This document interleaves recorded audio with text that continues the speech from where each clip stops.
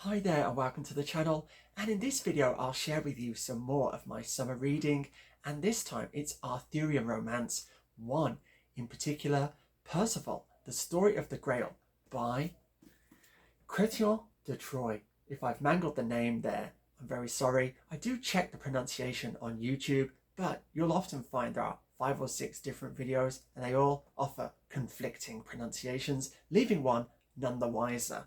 Okay, so this is a prose translation of Perceval, and I also have here a verse translation that is from Yale University Press, and the translator in this case is Barton Raffel, and this one is William Kibler, which I think is a great name. Kibler, come here.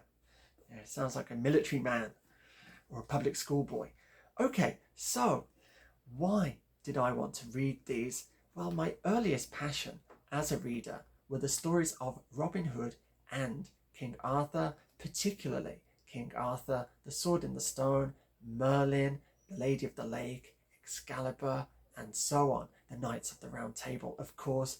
Who could not be enchanted by these stories as a boy? And while other boys of my age wished to be train drivers or astronauts, I very much wished to be a knight, and I used to gallop around the playground on my imaginary steed.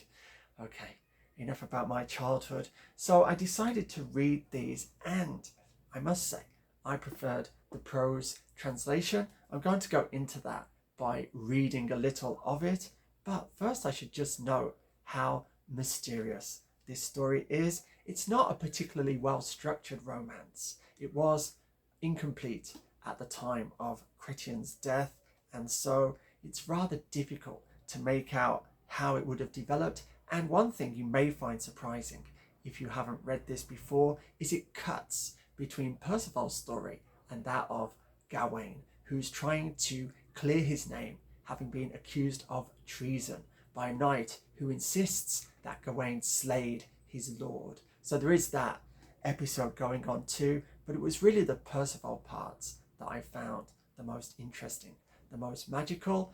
You may be familiar with some of them, of course, the Fisher King in the Grail Castle, but the part I want to read I was not familiar with, and that concerns some drops of blood from a goose that are lying on the snow, and Perceval simply becomes transfixed by these because they remind him, their colour, of the complexion of Blanchefleur, his beloved. So let me just read you this episode from the prose version.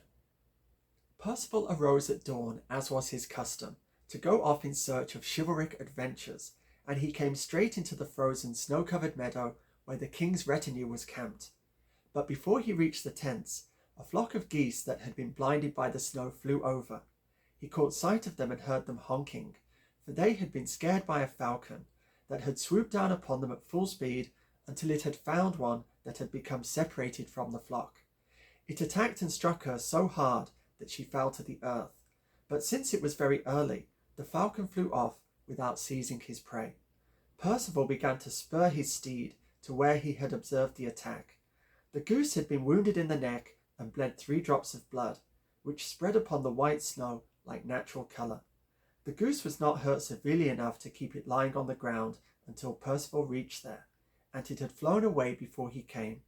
When Perceval saw the disturbed snow where the goose had lain, with the blood still visible, he leaned upon his lance to gaze at this sight, for the blood mingled with the snow resembled the blush of his lady's face. He became lost in contemplation. The red tone of his lady's cheeks in her white face were like the 3 drops of blood against the whiteness of the snow. As he gazed upon this sight, it pleased him so much that he felt as if he were seeing the fresh colour of his fair lady's face. Perceval mused upon the drops throughout the hours of dawn, and spent so much time there that when the squires came out of their tents and saw him, they thought he was sleeping. Now, this is not glorious prose by any means, but that's not the centre of interest for me with this romance. Rather, it's the clarity with which the symbols are presented, combined with their mysterious meaning. And this episode is extended in a very pleasing way. Such is the depth of Perceval's trance that the first knight who approaches him fails to rouse him and departs angrily. Sir Kay then tries his luck, and this sees the fulfillment of a prophecy that Perceval will break Sir Kay's arm and leave him wearing a sling for 6 months, a very satisfying conclusion to the hostilities between these two men. Finally, Gawain comes and he is able to rouse Perceval and escort him into the camp for an audience with King Arthur. And now, by way of contrast, I'll read to you how the verse translation handles the same episode. Now I'm going to signal the line breaks with a pause so you'll be able to hear what it's like to read this verse translation. Okay.